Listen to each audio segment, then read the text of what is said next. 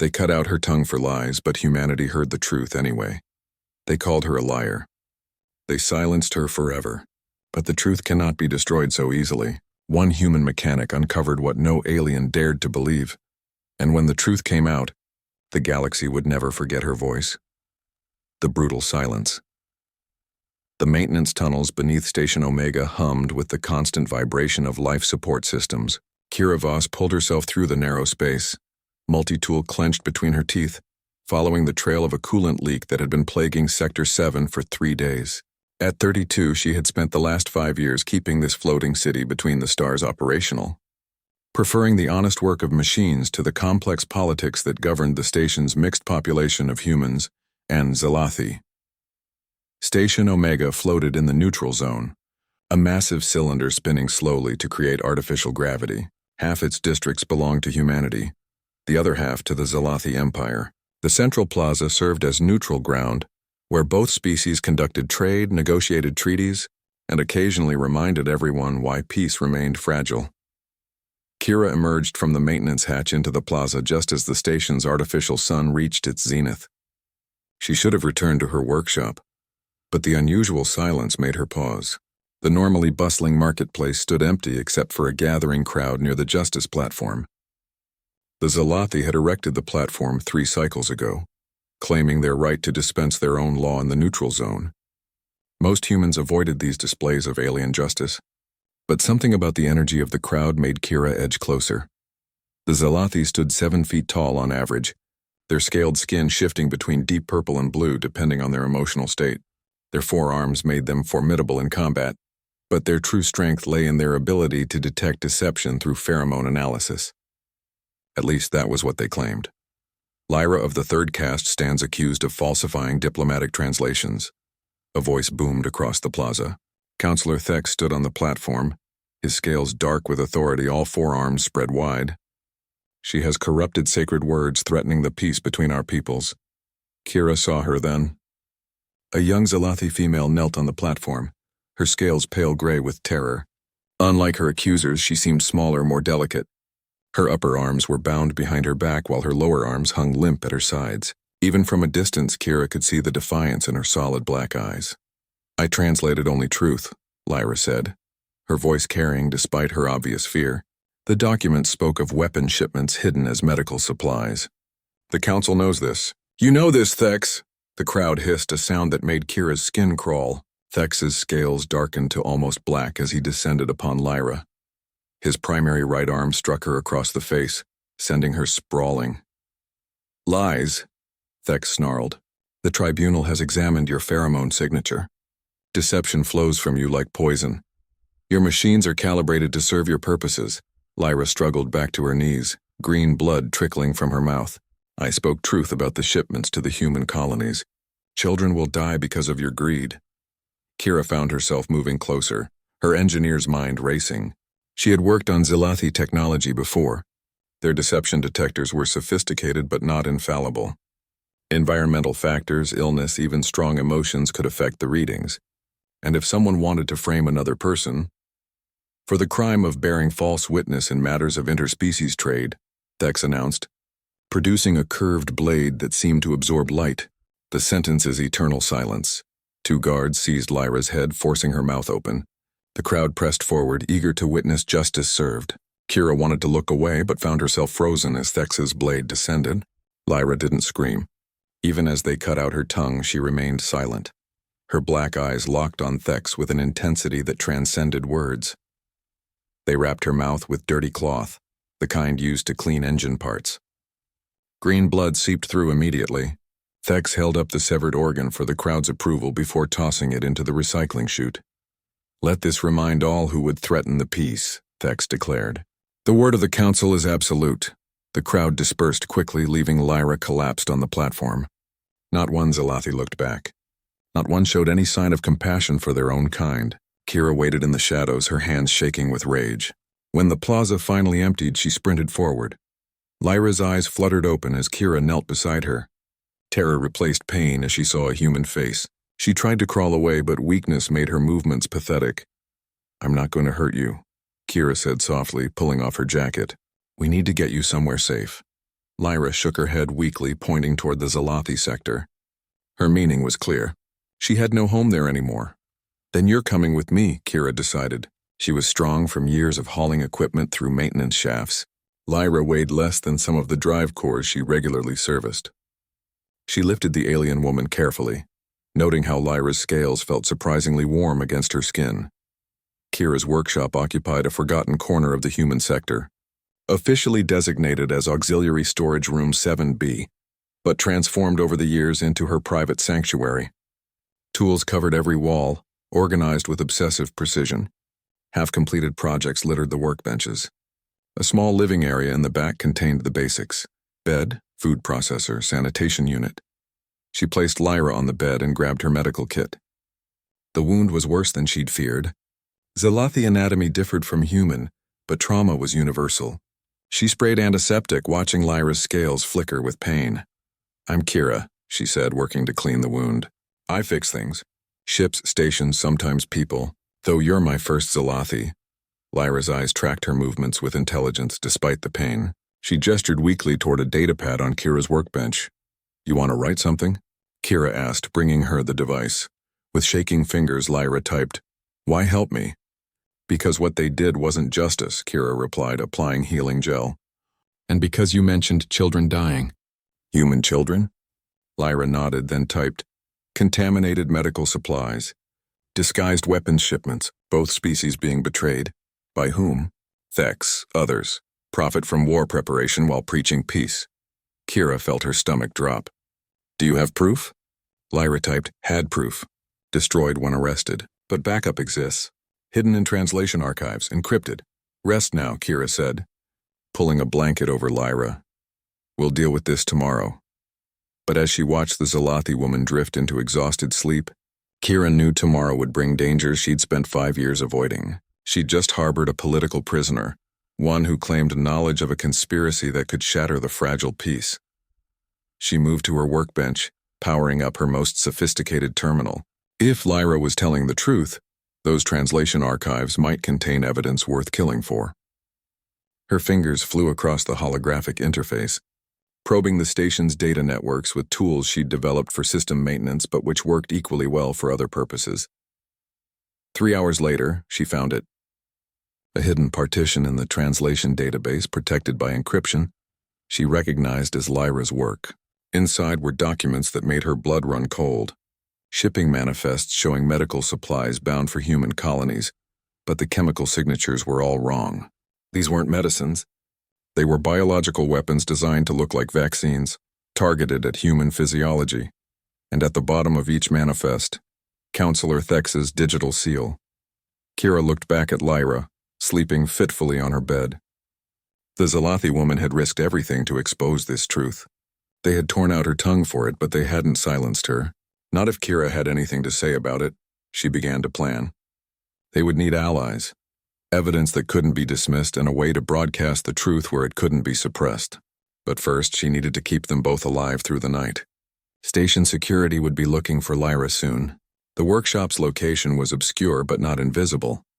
Kira activated her security protocols, sealing the door and enabling the scrambler that would hide their biosignatures from casual scans. Then she settled into her chair, positioned to watch both the door and her unexpected guest. Outside, Station Omega continued its rotation, carrying thousands of souls through the darkness between stars. Most slept peacefully, unaware that in a forgotten workshop, a human engineer and a silenced Zalathi translator had just become the most dangerous people on the station, not because of what they might do, but because of what they knew. The truth, Kira reflected, had a way of demanding to be heard, even when they tried to cut out its tongue. The hidden truth, the morning cycle, brought new dangers.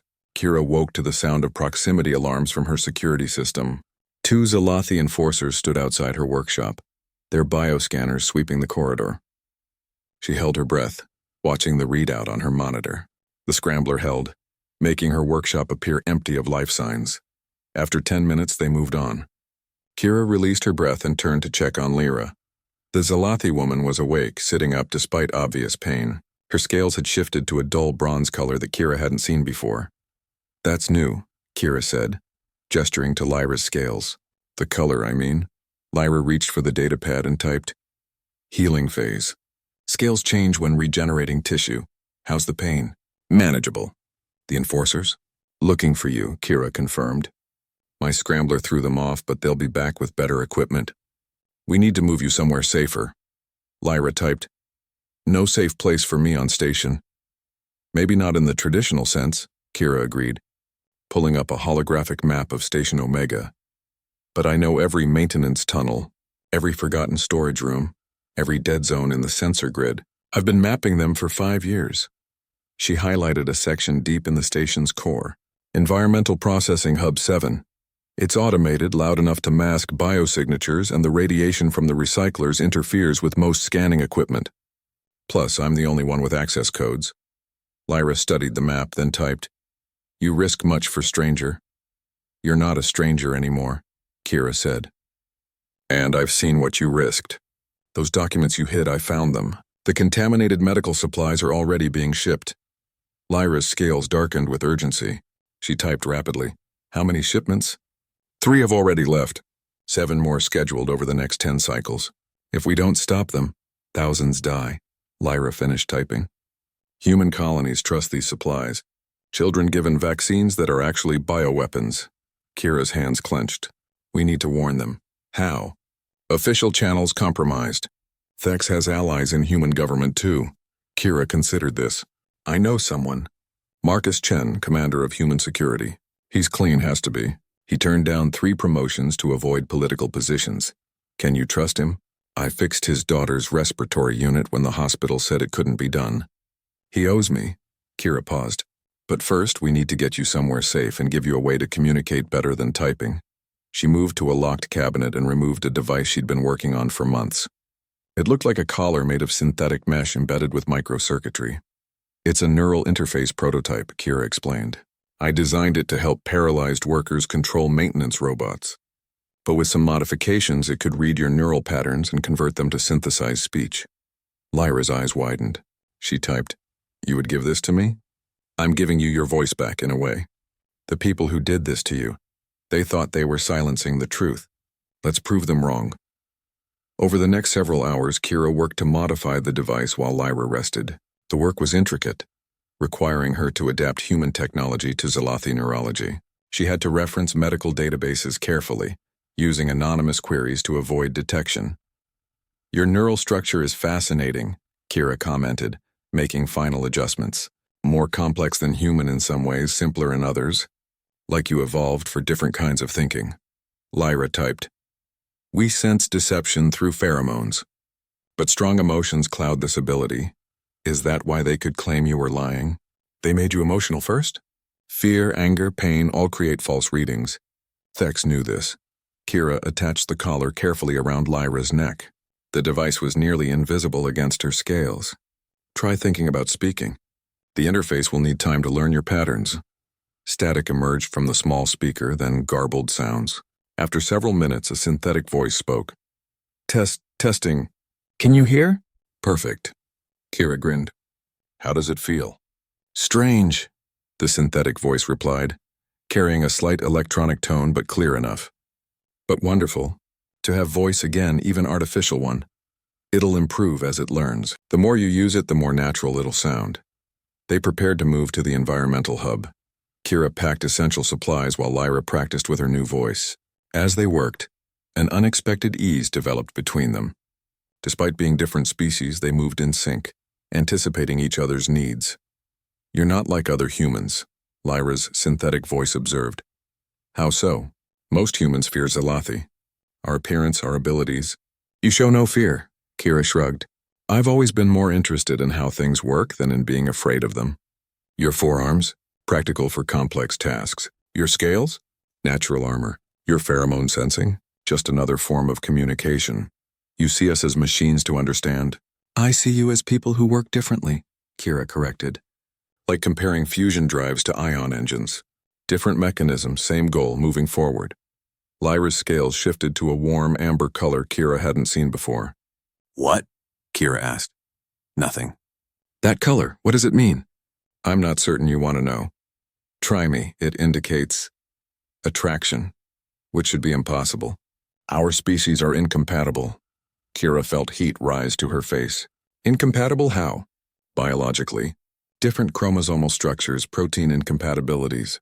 A human and Zalathi could never say never in science, Kira interrupted, trying to keep her voice steady. Life finds a way, as they say. An awkward silence fell between them. Then Lyra's synthetic voice spoke softly. You feel it too. This connection. We should focus on the mission, Kira said, but her voice lacked conviction. Yes, Lyra agreed. But after? After, we'll see what's possible. They made their way through the maintenance tunnels, Kira leading with practiced ease.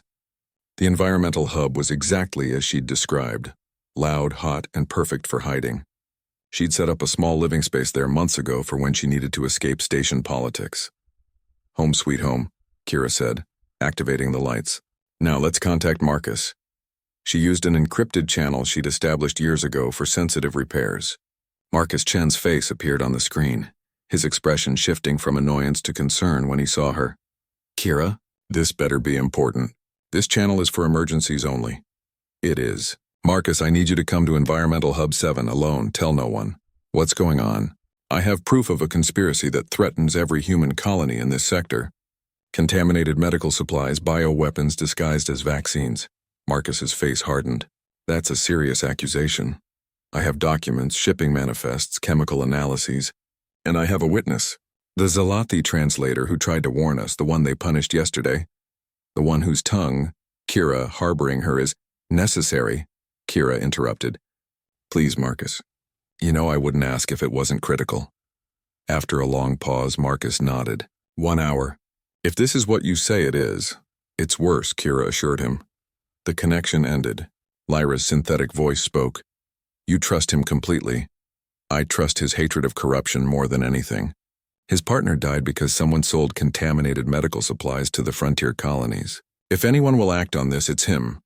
While they waited, Lyra shared more details about the conspiracy. It went deeper than just Thex. A shadow organization called the Convergence made up of extremists from both species who profited from conflict. They maintained peace publicly while secretly preparing for war. They believe war is inevitable, Lyra explained, so they prepare to win it no matter the cost. And you discovered this through translation work? I have gift for languages patterns. I noticed discrepancies, hidden meanings. Started investigating, found too much. Marcus arrived precisely on time, his hand resting on his weapon until he saw Kira was unharmed. His eyes widened when he saw Lyra. The neural interface is my work, Kira explained quickly. She can speak through it. Commander Chen, Lyra's synthetic voice greeted him. I know the risk you take by coming. Show me the evidence, Marcus said grimly. For the next hour, they presented everything. The documents, the chemical analyses, the shipping schedules. Marcus's expression grew darker with each revelation. 3 shipments have already launched, he said finally. We need to warn those colonies immediately. Thex will know we've exposed him, Lyra warned. He'll accelerate the timeline, try to destroy evidence. Then we move fast, Marcus decided.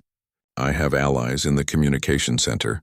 We can send encrypted warnings to the colonies, but you two need to stay hidden. Once Thex realizes what's happening, an explosion rocked the station. The lights flickered and emergency alarms began wailing. Too late, Kira muttered, checking her monitors. Someone just destroyed the communication array. Marcus's communicator buzzed urgently. He answered, his face paling. The Zalathi Council has declared martial law. They're claiming human terrorists attacked the array. Frame job, Kira said. Classic misdirection. It gets worse, Marcus continued. They're conducting sweeps of the human sector, looking for the terrorists and any Zalathi sympathizers hiding among us. Lyra's scales darkened to deep purple. They're coming for us, and not just us, Kira realized. Anyone who might oppose them. This isn't just about hiding evidence anymore. They're accelerating their war timeline. Marcus stood. I need to get back, coordinate resistance. You two need to disappear deeper. That maintenance network of yours, how extensive is it? It connects everything, Kira said. Power, life support, communications, why? Because if we can't use the official channels to warn those colonies, we'll have to get creative. Can you hack the emergency broadcast system from here? Kira studied her equipment, mind racing. Not from here. But if I can get to the central communications core, maybe. It would take both of us. She looked at Lyra. I'd need someone who understands Zalathi encryption. Then we go, Lyra said simply. It's suicide, Marcus protested. The core will be heavily guarded now. Then we'll need a distraction, Kira said. Something big enough to draw security away. Marcus smiled grimly. Leave that to me. Give me 2 hours to organize something, then move fast. After he left, Kira and Lyra began preparing. As they worked, Lyra's synthetic voice spoke quietly. If we don't survive this, we will, Kira interrupted. But if we don't, I want you to know. Meeting you has been worth everything. Even losing my tongue. Because it led me to you. Kira stopped working and faced Lyra fully. We're going to survive this, both of us. And when we do, we're going to explore whatever this is between us. Deal? Lyra's scale shifted to that warm amber again. Deal. The neural bridge 2 hours later. Explosions thundered through the station's human sector. Marcus had delivered his distraction, a coordinated series of accidents in the manufacturing district that demanded immediate response from security forces. Kira and Lyra moved through the maintenance tunnels like shadows, following a route Kira had memorized but never used. The central communications core resided in the station's exact center, a sphere of crystallized processors and quantum transmitters that handled all data flow for 50,000 inhabitants. It was also the most secure location on Station Omega, protected by both human and Zalathi technology. There, Kira whispered, peering through a maintenance grate. 4 guards. 2 human, 2 Zalathi. The Zalathi will sense our pheromones if we get close, Lyra warned through her synthesizer. Not if we overload their senses first. Kira pulled out a canister from her pack. Concentrated cleaning solution. I use it for degreasing engine parts. The fumes should overwhelm their chemical receptors. She released the solution into the ventilation system. Within moments, both Zalathi guards were stumbling, their scales flickering in distress. The human guards moved to help them, and Kira struck. A stun baton to the first guard's neck, a sweep kick to the second. They fell before they could raise an alarm. Lyra handled the disoriented Zalathi guards with precise nerve strikes from her 4 arms, a combat technique Kira had never seen before. Where did you learn that? Kira asked. Translator doesn't mean helpless, Lyra replied. We learn many things from the documents we process. They dragged the unconscious guards into a storage room and sealed the door. The communication core's entrance required both human and Zalathi authorization. Kira used the unconscious human guard's credentials while Lyra pressed the Zalathi guard's hand to the scanner. The massive door cycled open, revealing a chamber that took Kira's breath away. Thousands of fiber optic cables created a web of light, pulsing with data streams. At the center sat the core itself, a sphere of quantum processors humming with barely contained power. Beautiful, Lyra said, her synthetic voice carrying awe. And dangerous, Kira added, moving to the primary console. One wrong command could crash the entire station's network. She began working, her fingers flying across multiple interfaces simultaneously. Lyra moved to the Zalathi terminal, her 4 arms allowing her to work at incredible speed. I'm isolating the emergency broadcast system, Kira reported, but it's protected by military-grade encryption.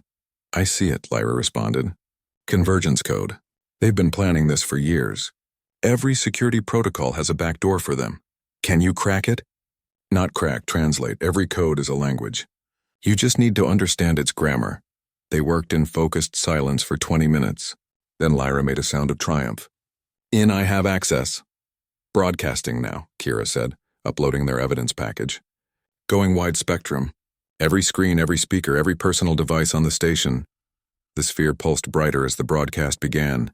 Throughout Station Omega, normal programming cut out, replaced by the evidence of conspiracy. Shipping manifests, chemical analyses, recorded conversations between Thex and his conspirators, even video footage Lyra had hidden showing weapons being loaded into medical supply containers. It's working, Kira breathed. Then she froze. Wait, there's something else in the system. Another signal piggybacking on ours. Lyra checked her terminal. Medical telemetry? From the station's health monitoring system. But why would...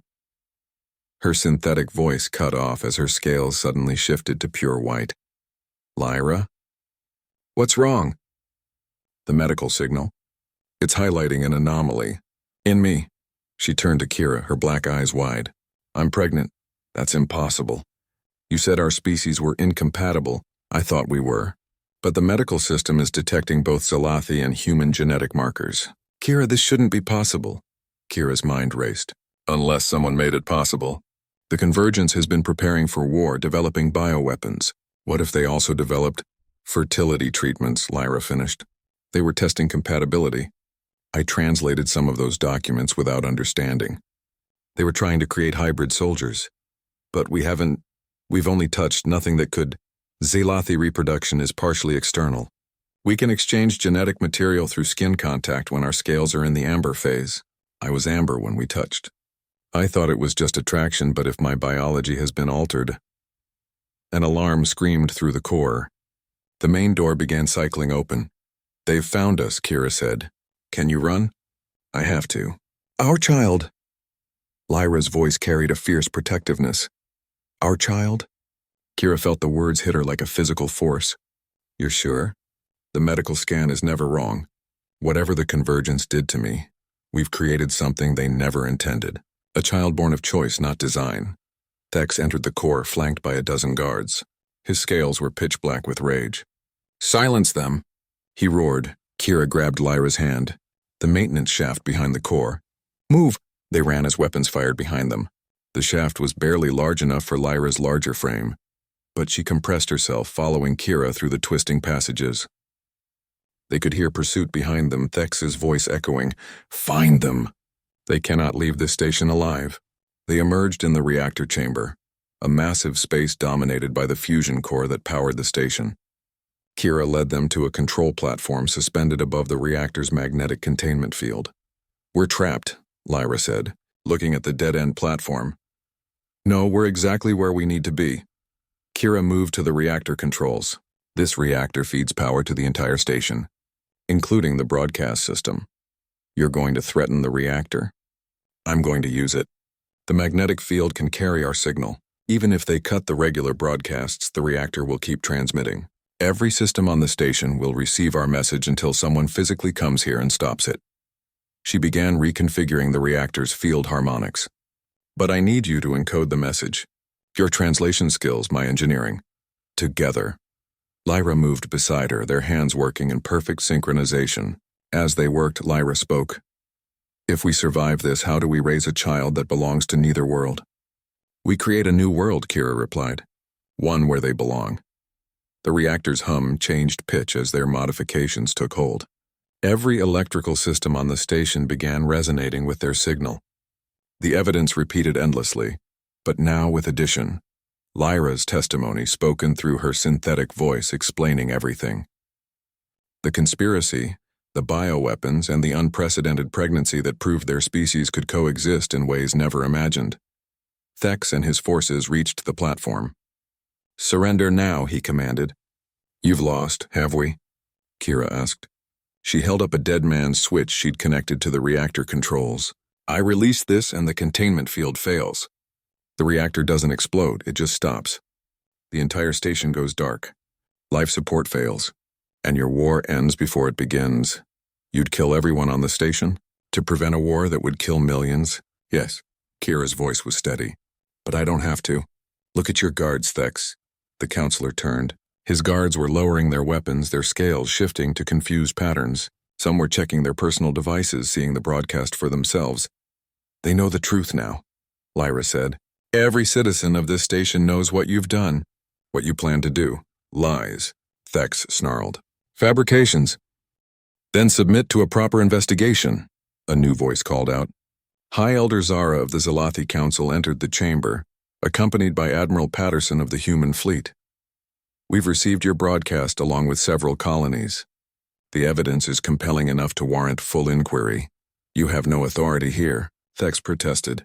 I have all the authority I need, Zara replied. Her scale shifted to judicial purple. By attempting to frame humans for the communication array destruction, you've violated the neutrality accords. You're under arrest. Thex's scales flared. You would side with humans over your own kind? I side with truth, Zara replied. And with the future. Her gaze fell on Lyra. Is it true?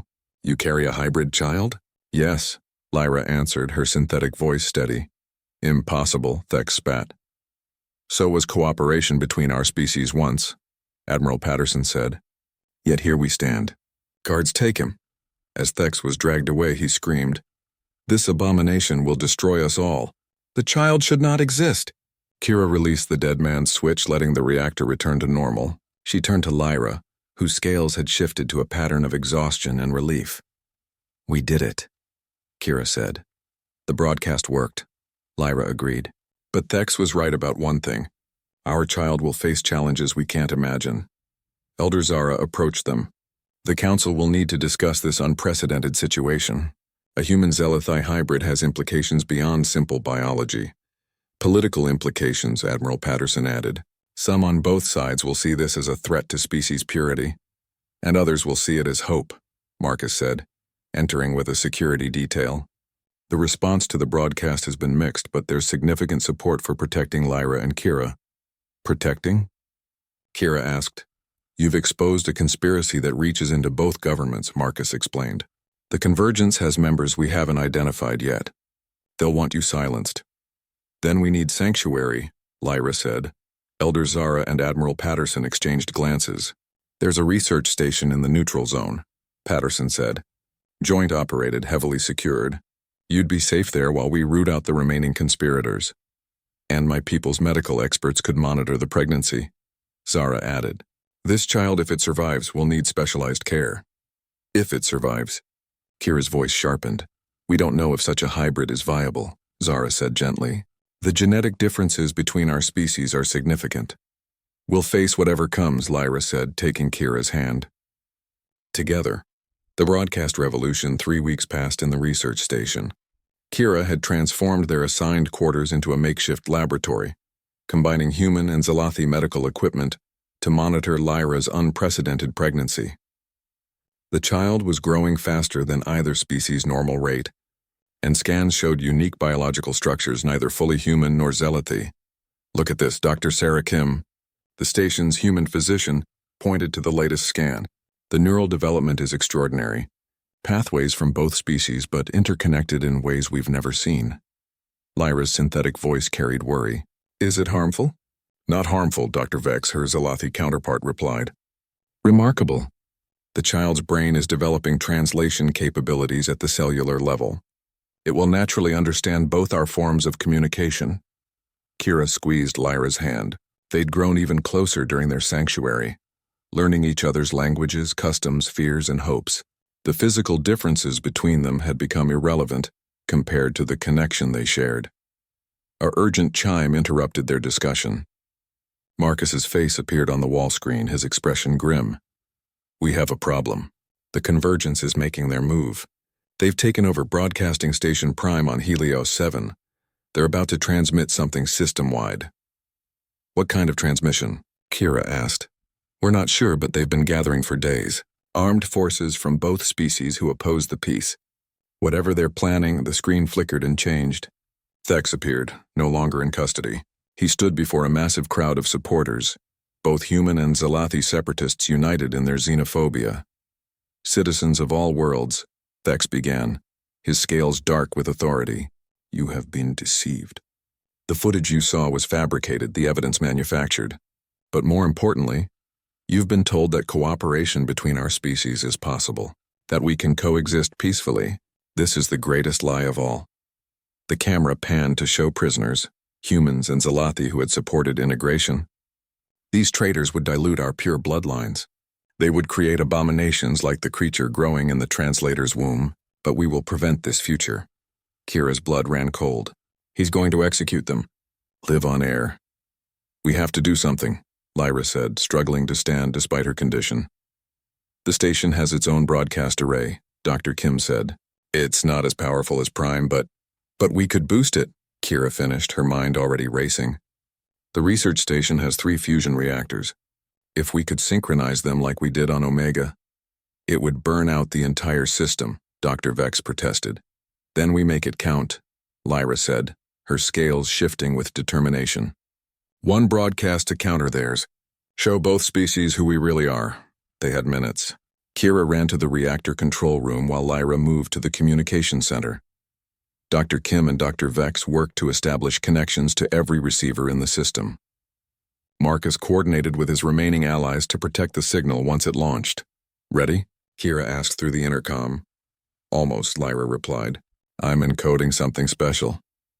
We don't have time for special. Trust me. On the screen, Thex raised his ceremonial blade. Today we purify our species. Today we ensure our children never have to share their worlds with... The signal cut out, replaced by Lyra's face. But she wasn't using her synthetic voice. Instead, her forearms moved in the complex gestural language of her people, while subtitles appeared below in human text. I am Lyra of the third caste, her hands signed. They took my tongue for speaking truth, but truth cannot be silenced. Today I speak not just for myself, but for our child.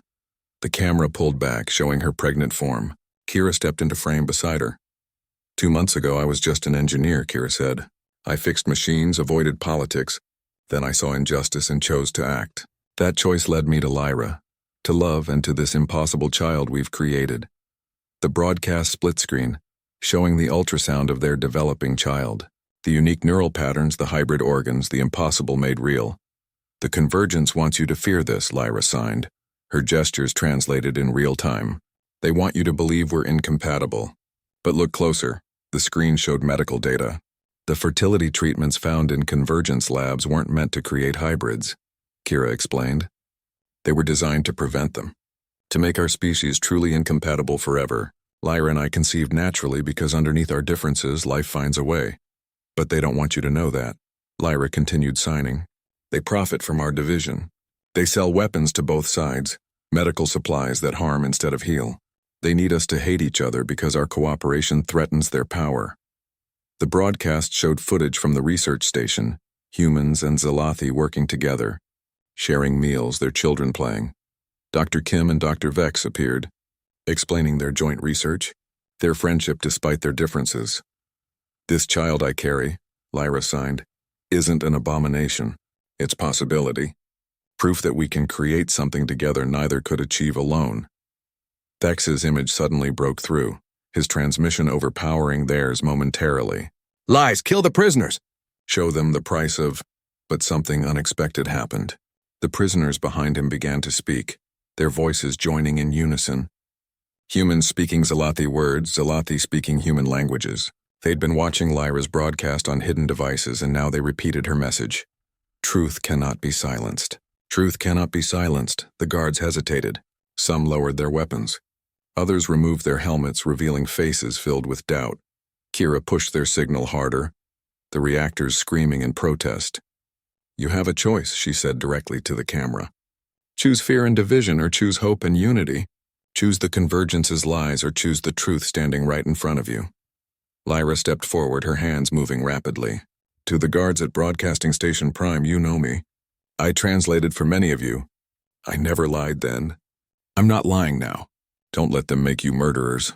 On the screen, chaos erupted at Prime. Some guards turned on others. The prisoners broke free. Thex retreated, screaming orders no one followed. Then Lyra gasped, clutching her abdomen. Green fluid splashed onto the floor. The stress, Dr. Kim said, rushing to her side. She's going into labor. Keep broadcasting, Lyra insisted, switching to her synthetic voice. They need to see this. What followed was the most watched event in human Zalathi history. 2 species witnessed the impossible birth of an impossible child, guided by doctors from both worlds working in perfect harmony. Kira never left Lyra's side, their hands clasped together as they brought new life into existence. The child emerged in silence, then cried, a sound neither fully human nor Zalathi, but uniquely its own. Its skin was pale blue with a subtle scaled pattern, 4 arms but with 5 fingers each, eyes that shifted between human hazel and Zalathi black. It's a girl, Dr. Vex announced, his professional composure cracking with wonder. Lyra held their daughter while Kira stroked the infant's silver dark hair. The child opened her eyes and looked directly at the camera, as if aware of the millions watching. Her name is Senna, Lyra announced, her synthetic voice thick with emotion. It means bridge in Old Zalathi. The broadcast continued for hours. Updates on the situation at Prime. Thex captured again, this time by his own people. Messages flooding in from colonies across the system. Some celebrating, others condemning, but all acknowledging that something fundamental had changed. The new dawn 6 months later, Station Omega had been transformed. What started as a divided station had become a symbol of integration. The plaza where Lyra had lost her tongue now hosted a memorial to those harmed by the Convergence's lies. More importantly, it had become a gathering place where both species mingled freely. Kira stood at their workshop window. They'd moved back to Omega once the immediate danger passed, watching. Senna asleep in her specially designed crib. The infant was remarkable, reaching developmental milestones from both species simultaneously. She could grip with her lower arms while her upper ones made the gestural movements of Zelathi language. Her color-shifting scales responded to emotions while her expressive human features showed curiosity about everything. "She's going to be extraordinary," Lyra said, entering with her latest medical report. The neural interface had been upgraded, giving her synthetic voice emotional range nearly indistinguishable from natural speech. "She already is," Kira replied, wrapping an arm around Lyra. "The doctors are baffled and delighted. Her hybrid immune system is stronger than either parent species. Her cognitive development is unprecedented, and her ability to process both human and Zelathi languages simultaneously is rewriting our understanding of neurology." "And the political situation?" Lyra's scales shifted to a worried purple. "Mixed. The moderate factions have gained power on both worlds. Integration programs are beginning. But the extremists haven't disappeared, they've just gone underground." A chime announced a visitor. Marcus entered, his uniform now bearing the insignia of Joint Security Command, a new organization combining human and Zelathi peacekeeping forces. "We found another convergent cell," he reported. "This time on Mining Colony 7. They were planning to sabotage the new integrated medical facility." "Stopped?" Kira asked, before they could act. "Your broadcast technique has been invaluable. When people see the truth directly, lies lose their power." Senna stirred, making soft sounds that were part coo, part harmonic trill. All three adults moved to her crib, drawn by the sound. "She's trying to speak," Lyra said with wonder. "Both languages at once." Elder Zara and Admiral Patterson arrived for their weekly visit. They'd become unlikely friends and fierce advocates for the integration movement. Seeing Senna had changed something fundamental in both leaders. "The joint colony ship is ready," Patterson announced. "First mixed crew to establish a settlement designed from the ground up for both species. They want you to join," Zara added, looking at Kira and Lyra. As technical advisors and symbols of what's possible, Kira and Lyra exchanged glances. They discussed this possibility for weeks. "Senna needs a world where she's not an anomaly," Lyra said, "where others like her might exist." "But Omega is our home," Kira countered. "This is where we met, where everything changed." "Home isn't a place," Marcus said softly. "It's the people you're with." Before they could respond, alarms rang through the station. The main screen activated, showing a massive ship approaching, design neither human nor Zelathi. "Unknown vessel," the automated system announced. "Configuration matches no known database." The ship transmitted a single message. "We are the Forgotten, cast out by both species generations ago for the crime of cooperation. We've been waiting for this day." The transmission showed the crew, humans and Zelathi living together, working together. And among them children, hybrid children like Senna. Not many, but enough to prove it had been possible all along.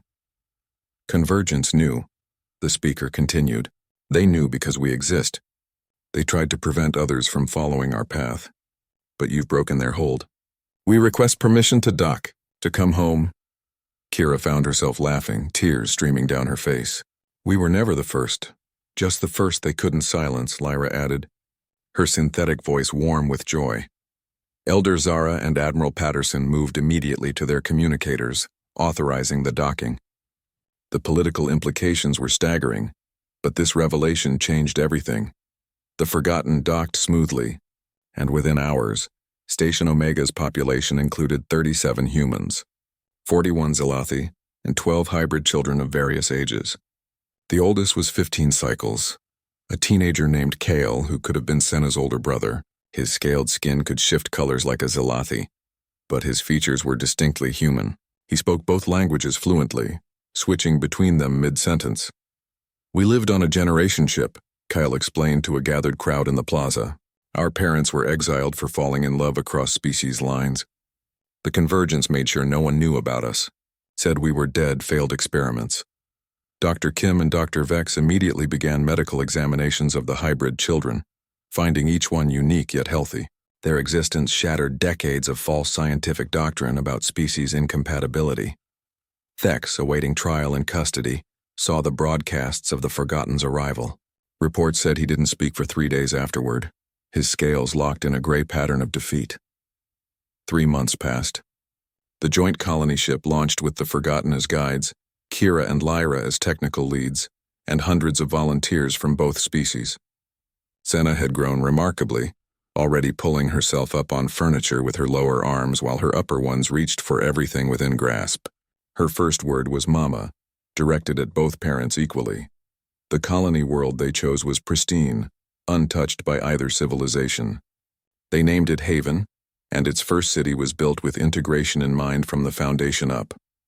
Doorways tall enough for Zalathi, controls accessible for human hands, atmospheric processors calibrated for both species' needs. "It's working," Lyra said one evening, standing on their new home's balcony. Below, children of all kinds played together while their parents, human, Zalathi, and mixed couples worked side by side. "It was always possible," Kira replied, adjusting the neural interface she'd been upgrading. "They just made us believe it wasn't." A year passed on Haven. The colony thrived beyond all projections.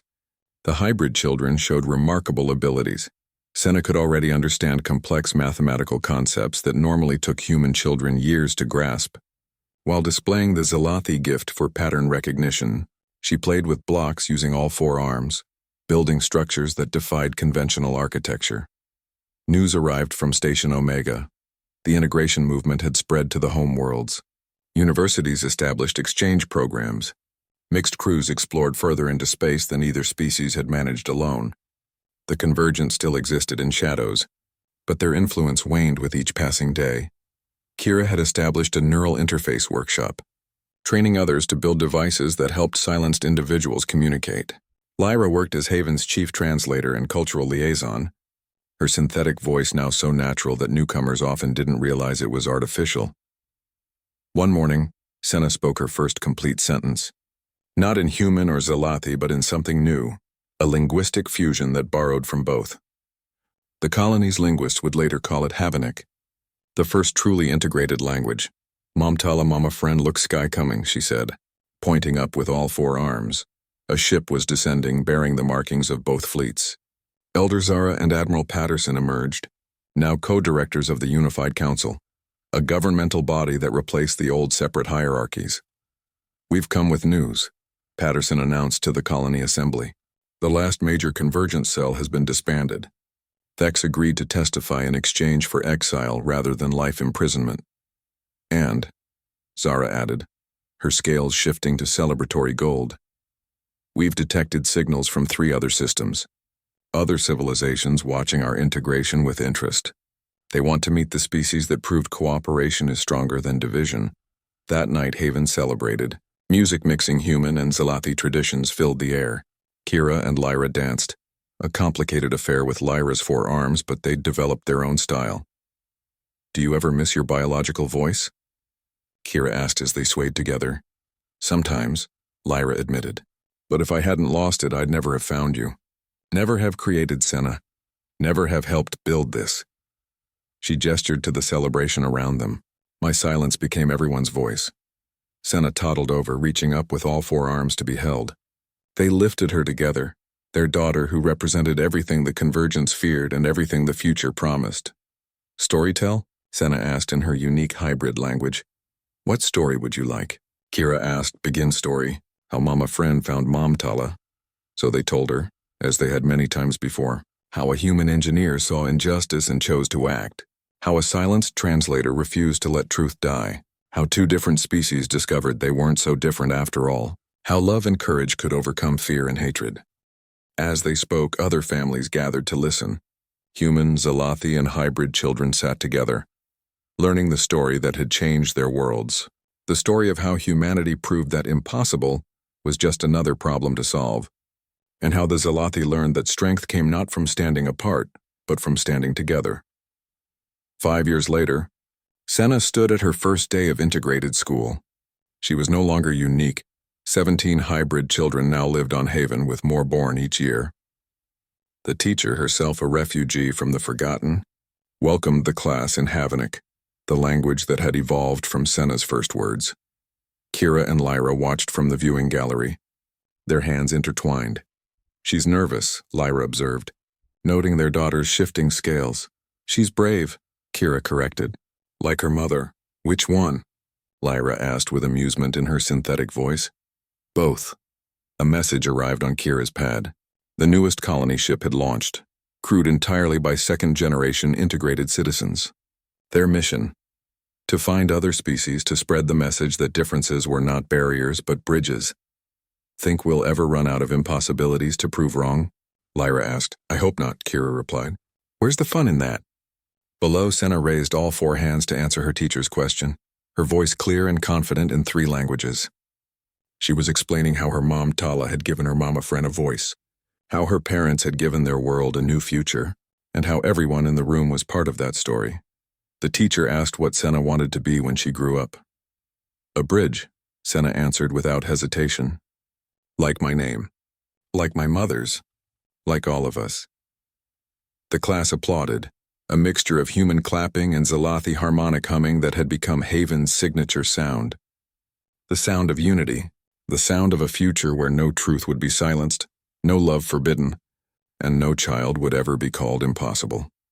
Kira squeezed Lyra's hand as they watched their daughter lead her classmates in a game that required all 4 arms and human creativity to play.